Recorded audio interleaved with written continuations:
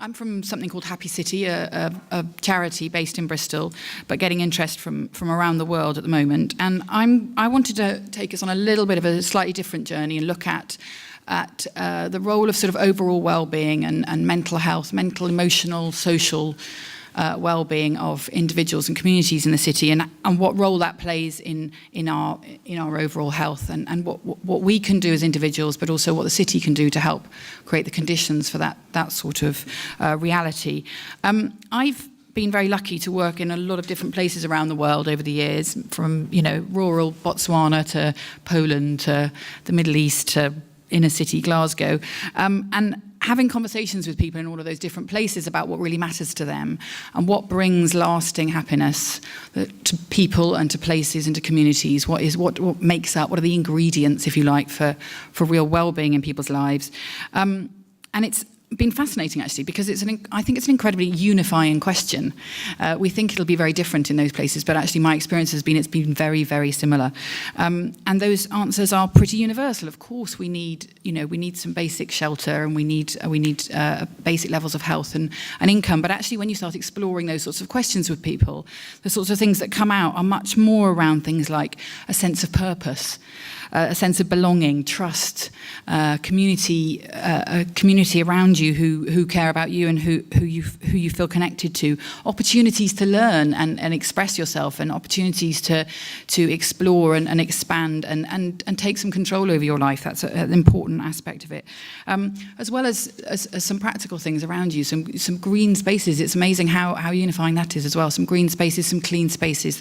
The space around you matters, and that sort of meaningful lives thing, something meaningful. Your meaning, people's meaning comes from very different places, but actually having meaningful work or having meaning in your own family relationships or in your community is incredibly important for people's long-term well-being. And then increasingly talking about those sorts of things in communities here in Bristol in the last 5 or 6 years, from everywhere, from many of those places that were just up on our boards there, where life is pretty tough, and prisons and schools and businesses and all sorts of places, and saying, what happens if those sorts of elements, those ingredients for well-being, are missing?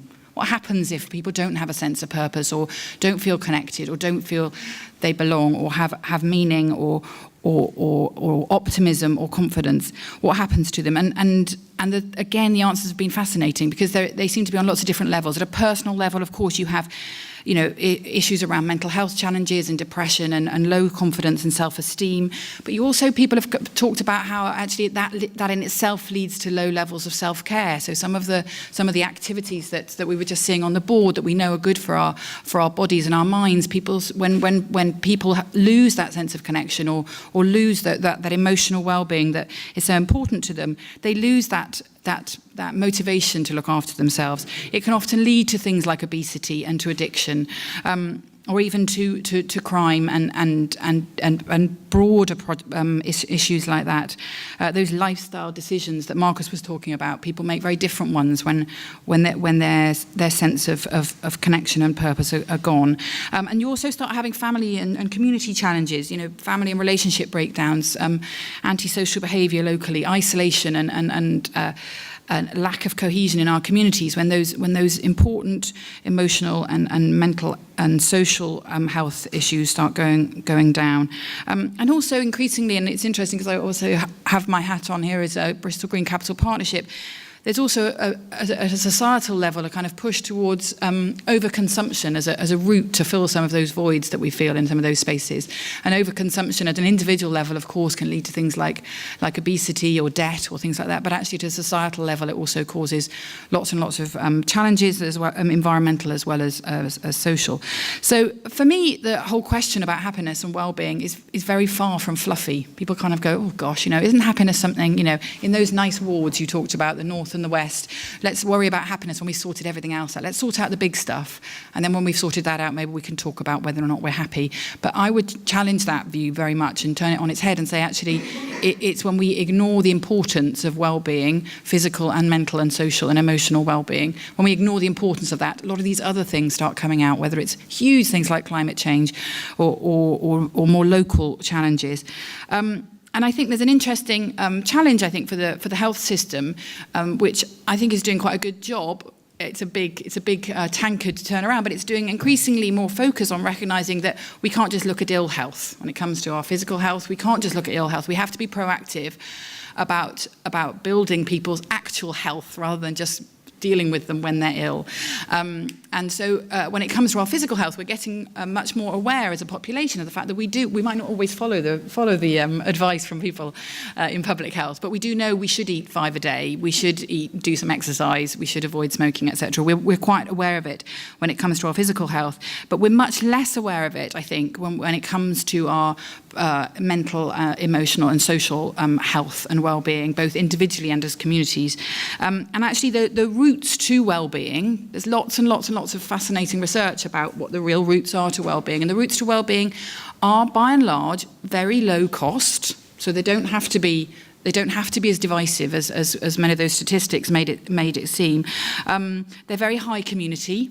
They're very much about, the more you do these things together, the better effects they have on your well-being. And they're also low carbon. Very few of the things that are actually very good for your well-being use lots of stuff. So we've been persuaded for a very long time that, we'll be happier when we've got, a new iPad, she says, with an iPad sitting here, so I'm a hypocrite. But, we'll be happier when we've got a new handbag or when, my hair is a bit glossier or something. But actually, by and large, the roots to well-being are very low carbon as well as low cost and high community. And so a happy, and for me, this is where the happy and the healthy and the green piece comes together quite well, because the things that are good for our well-being are good for our health and good for the planet and good for our community. And actually, then when we start looking after our environment and our communities, they're also good for our well-being. So there's a really, really good, strong two-way connection that I think we need to be highlighting much more in the way that we make policy. There was a big piece of research about the 5 ways to well-being, which many of you might have heard about. We do quite a lot of work in communities doing training and projects and getting people talking and thinking about what does make a difference to their lives and what they can do. And the 5 ways to well-being are connecting up with other people, any relationships, both your close relationships and your looser ones in community, massively, massively important for your well-being. Learning, any kind of learning, you don't have to do a PhD, any kind of learning, reading a different book, talking to somebody who you don't normally talk to, who might have something that they can teach you. Chatting on the bus is a top tip from me. Being active, any kind of level of activity, even small increases in people's activity, whilst it might not be enough to make a huge difference to their physical health, can really, really improve their mental health. So anything that people do in terms of being active. Noticing, becoming more aware of our surroundings, helping individuals and communities to look up and appreciate what's around them, focus on the things that matter to them and recognise and savour them, actually has extraordinary impact, even on people for whose well-being is pretty low. And the last one is giving. Any kind of activity, even if it's literally giving a smile or giving a hand to your neighbour or any volunteering, all of those things. And as you say, these things are good for communities, they're good for the environment, etc. And there's also lots of really interesting evidence that if you do any of those things out in nature, connected to the environment, you multiply your benefits 100-fold. So what has all this got to do with cities? What would be the challenge to people like the head of public health or to the mayor or to governments? Well, there's increasing interest in this sort of thing at UN level, at EU level, at government level. People are interested in well-being. They're interested in what we do about these things. But actually, our experience when you talk to people, well-being feels very local. They don't particularly want the government to come in and tell them how to be happy. They get a little bit annoyed about it, if I'm honest. It feels very local. My well-being feels to be about me and my family and maybe my neighbours and quite a local thing. And so I think, for me, cities are absolutely the coalface for really changing the attitude towards well-being. And I think that there's a really interesting kind of responsibility pyramid. I don't really like pyramids, but something along those lines, that actually there's a lot that individuals can do. There is your outside circumstances and your genes and all those sort of things do affect your well-being, but there's also an awful lot people can do.